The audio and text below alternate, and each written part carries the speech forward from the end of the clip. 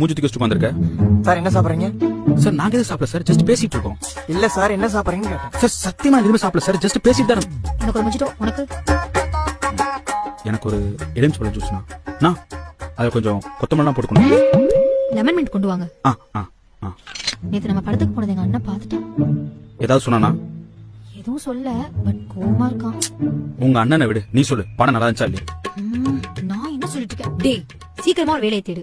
நானும் எவ்வளவு நாள் தான் எங்க வீட்டுல சமாளிப்பேன். என்ன கல்யாணம் பண்ணிக்க சொல்லி ரொம்ப பிரஷர் பண்றாங்க. எனக்கு என்னமோ உங்க வீட்டுல சொல்றதான் சரின்னு படுது. அவங்க கல்யாணம் பண்ண சொல்லி பிரஷர் பண்ணும்போது நம்ம கல்யாணம் பண்ணிப்போம். நான் வேணா அப்புறம் கூட வேலை தெரிவிக்கிறேன். கல்யாணம் உன் கூட இல்ல, வேற ஒருத்தன் கூட. அதான பார்த்தேன். ஏன்னா திடீர்னு பேரண்ட்ஸ் லவ்க்கு சப்போர்ட் பண்றாங்களே என்ன? எது எப்படியோ இப்போதைக்கு அவங்க டார்ச்சர் இல்லாம தான் சரி.